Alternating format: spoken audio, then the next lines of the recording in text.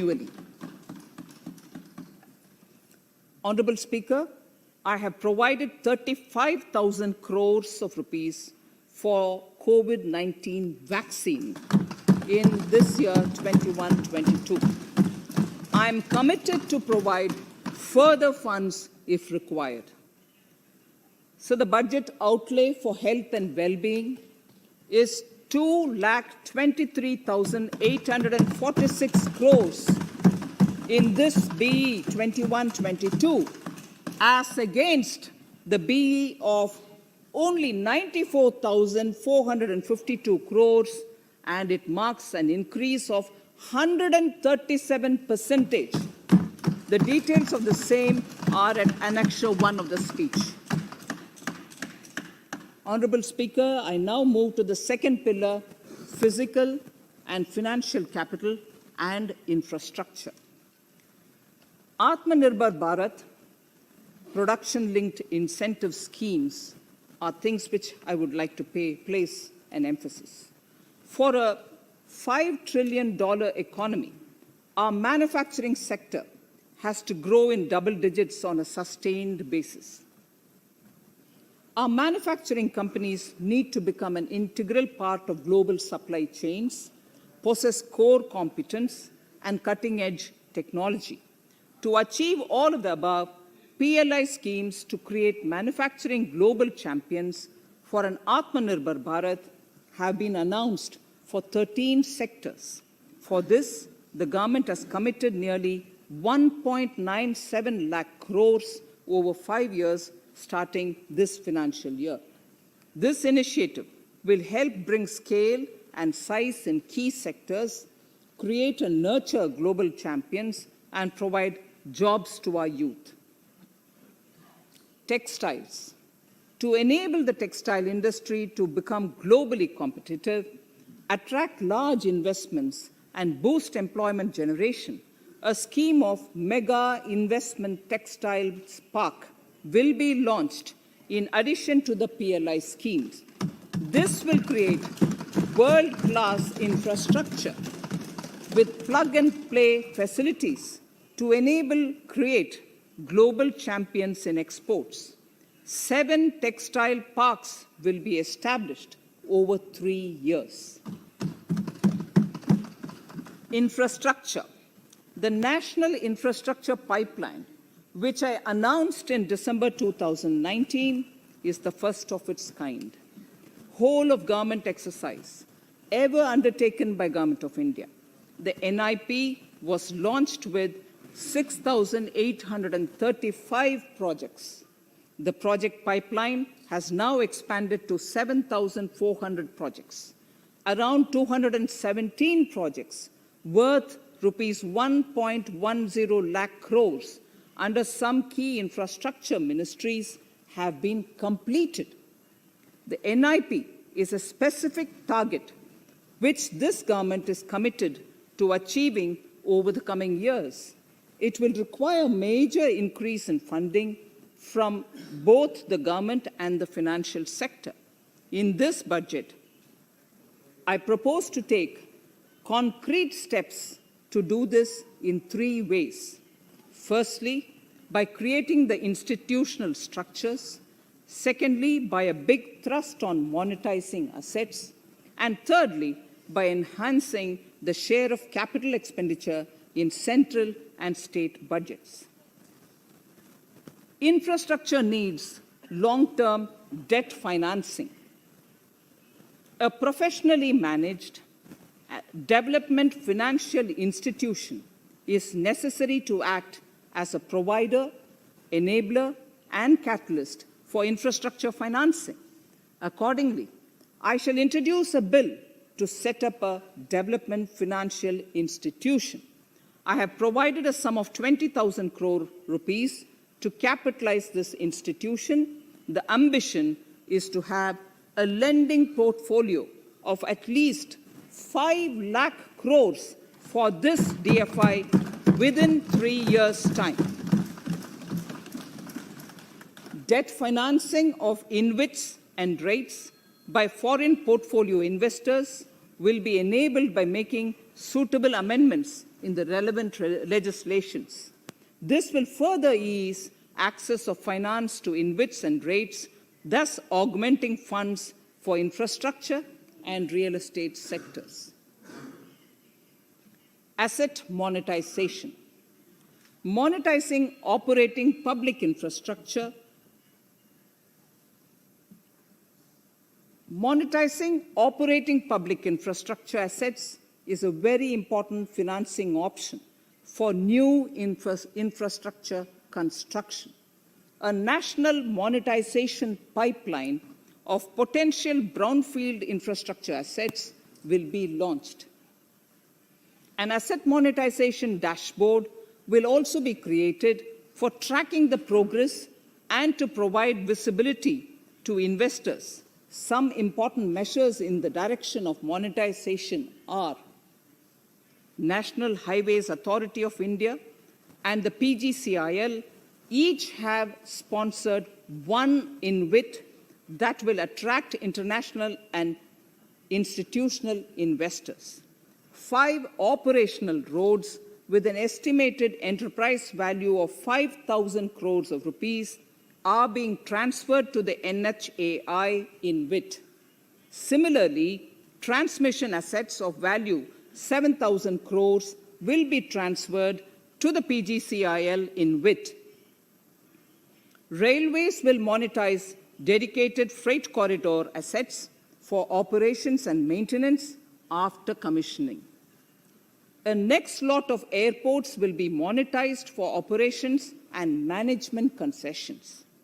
Other core infrastructure assets that will be rolled out under the asset monetization programs are NHAI operational toll roads, 2 transmission assets of PGCL, 3 oil and gas pipelines of GAIL, Gas Authority of India Limited, IOCL and HPCL, Airports Authority of India airports in Tier 2 and 3 cities, other railway infrastructure assets, warehousing assets of CPSE, such as the Central Warehousing Corporation and NAFED, among others, and sports stadiums.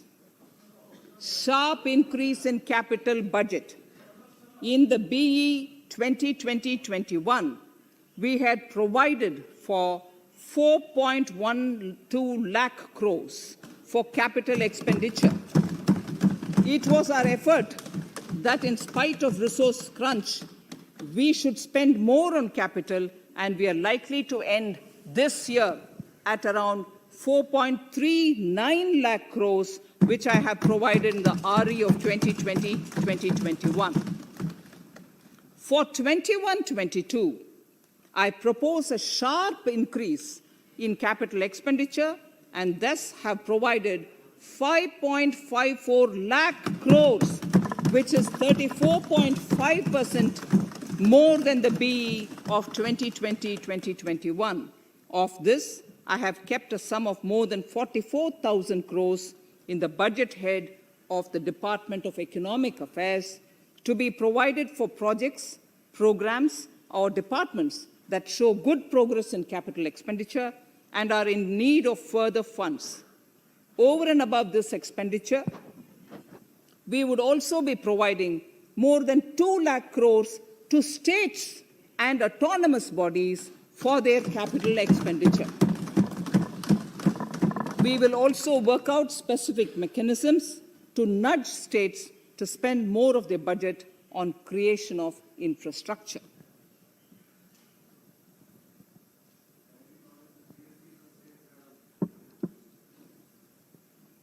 Roads and highways infrastructure. More than 13,000 kilometer length of roads at a cost of 3.3 lakh crores has already been awarded under the 5.35 lakh crores Bharatmala Pariyojana project, of which 3,800 kilometers have been constructed.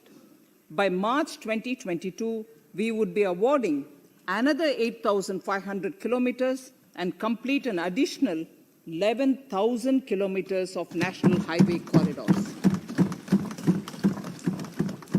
To further augment road infrastructure, More economic corridors are also being planned. Some are 3,500 kilometers of national highway works in the state of Tamil Nadu at an investment of 1.03 lakh crores. These include Madurai-Kollam corridor, Chittoor-Tachur corridor, and construction will start next year.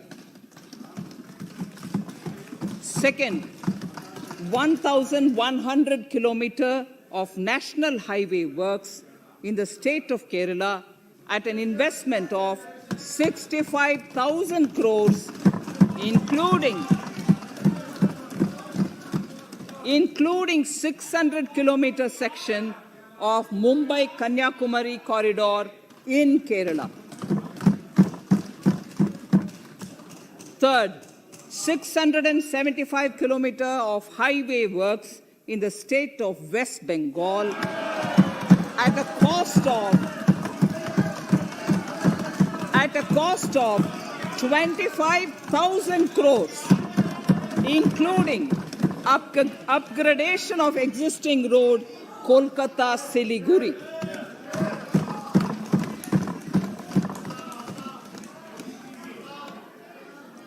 National highway works of around 19,000 crores are currently in progress in the state of Assam. Further works of more than 34,000 crores covering more than 1,300 kilometers of national highways will be undertaken in the state in the coming 3 years. Some of the flagship corridors and other important projects that would see considerable activity in 2021-22 are in Annexure 2 to my speech. I am also providing an enhanced outlay of 1,18,101 crores for Ministry of Road Transport and Highways, of which 1,08,230 crores is for capital, the highest ever provided. Railway infrastructure. Honorable Speaker, sir, Indian Railways have prepared a National Rail Plan for India 2030. The plan is to create a future-ready railway system by 2030. Bringing down the logistic costs for an industry is at the core of our strategy to enable Make in India. It is expected that Western Dedicated Freight Corridor and Eastern Dedicated Freight Corridor will be commissioned by June 2022. The following additional initiatives are also proposed. The Son-Nagar-Gomo sections, 263 kilometers of Eastern Dedicated Freight Corridor will be taken up in PPP mode in this year itself. Gomo-Dankuni section of 274.3 kilometers will be also taken up shortly in short succession. We will undertake future dedicated freight corridor projects, namely East Coast Corridor from Kharagpur to Vijayawada, East-West Corridor from Bhusaval to Kharagpur to Dankuni, and North-South Corridor from Itarsi to Vijayawada. Detailed project reports will be undertaken in the first phase. Broad gauge route kilometers, RKM as they refer to, electrified is expected to reach 46,000 kilometers, 46,000 RKMs. That is 72% by end of 2021 from 41,548 RKMs on 1st October 2020. 100% electrification of broad gauge routes will be completed by December 2023. For passenger convenience and safety, the following measures are being proposed. We will introduce the aesthetically designed Vista Dome LHB coach on tourist routes to give better travel experience to passengers. The safety measures undertaken in the past few years have borne results. To further strengthen this effort, high-density network and highly utilized network routes of Indian Railways will be provided with an indigenously developed automatic train protection system that eliminates train collision due to human error. I am providing a record sum of 1,10,055 crores for railways, of which 1,07,100 crores is for capital expenditure only. Urban infrastructure. We will work towards raising the share of public transport in urban areas.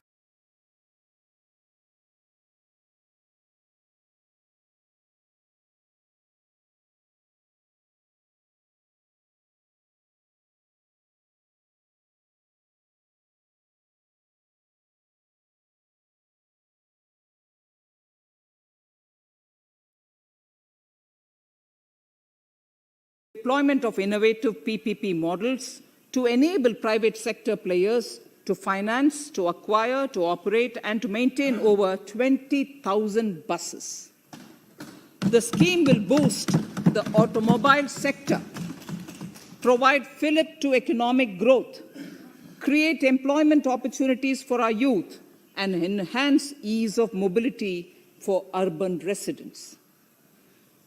A total of 702 kilometers of conventional metro is operational, and another 1,016 kilometers of metro and RRTS is under construction in 27 cities. Two new technologies, that is Metro Light and Metro Neo, will be deployed to provide metro rail systems at much lesser cost with same experience, convenience, and safety in Tier 2 cities and peripheral areas of Tier 1 cities also. Central counterpart funding will be provided to Kochi Metro Railway Phase 2 of 11.5 kilometer at a cost of 1,957.05 crores. Chennai Metro Railway Phase 2 of 118.9 kilometers at a cost of 63,246 crores. Bengaluru Metro Railway Project Phase 2A and 2B of 58.19 kilometers at a cost of 14,788 crores. Nagpur Metro Rail Project Phase 2 and Nashik Metro at a cost of 5,976 crores and 2,092 crores respectively. Power infrastructure.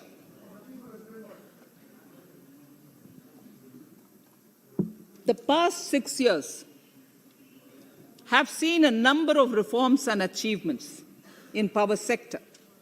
We have added 139 gigawatts of installed capacity, connected an additional 2.8 crore households, and added 1.41 lakh circuit kilometers of transmission lines.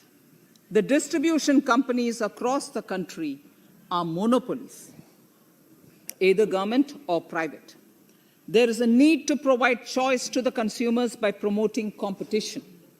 A framework will be put in place to give consumers alternatives to choose from among more than one distribution companies. I read that sentence again.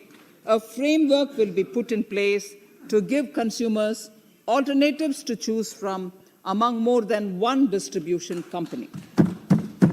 The viability of distribution companies is a serious concern. A revamped, reforms-based, result-linked power distribution sector scheme will be launched with an outlay of 3,05,984 crores over 5 years. The scheme will provide assistance to DISCOMs for infrastructure creation, including prepaid smart metering, feeder separation, upgradation of systems, etc., tied to financial improvements. Prime Minister, while speaking at the third Reinvestment Conference in November 2020, had announced plans to launch a comprehensive national hydrogen energy mission. It is now proposed to launch a hydrogen energy mission in 2021-22 for generating hydrogen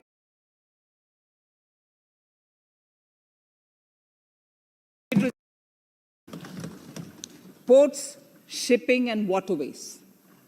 Major ports will be moving from managing their operational services on their own to a model where a private partner will manage it for them. For the purpose, 7 projects worth more than 2,000 crores will be offered by the major ports on private-public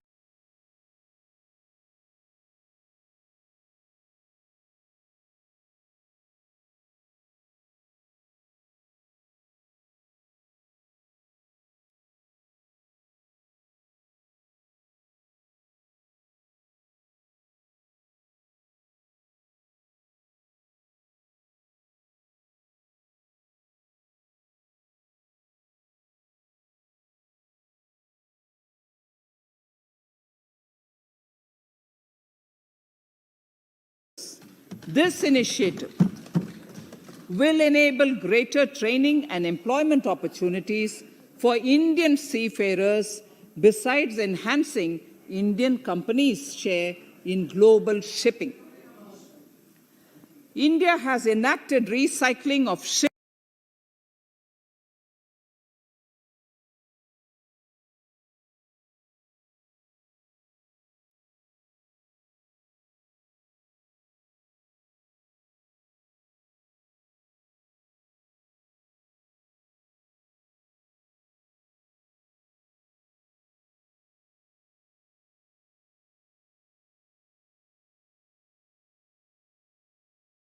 capacities of around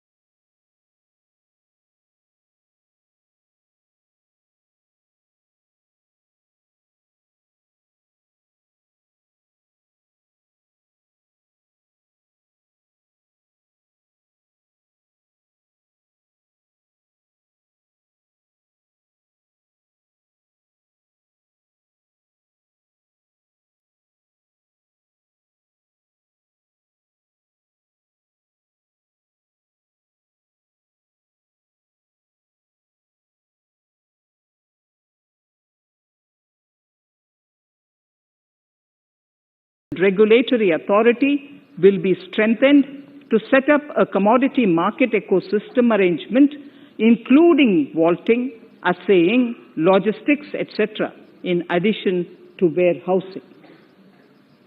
Towards investor protection, I propose to introduce an investor charter as a right of all financial investors across all financial products.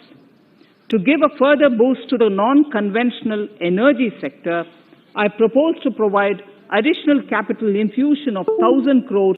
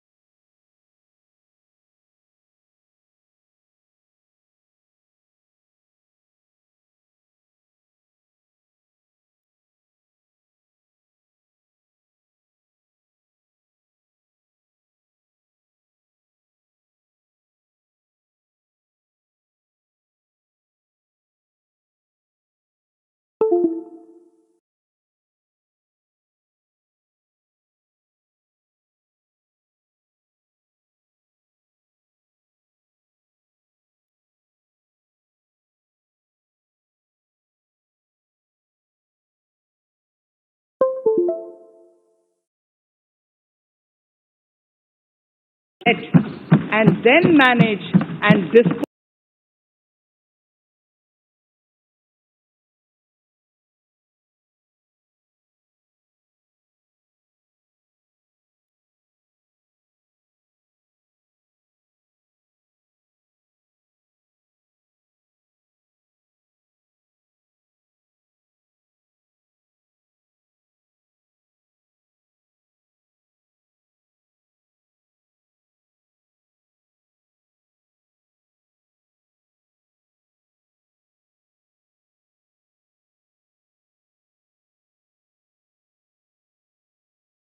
to 5 lakhs for bank customers.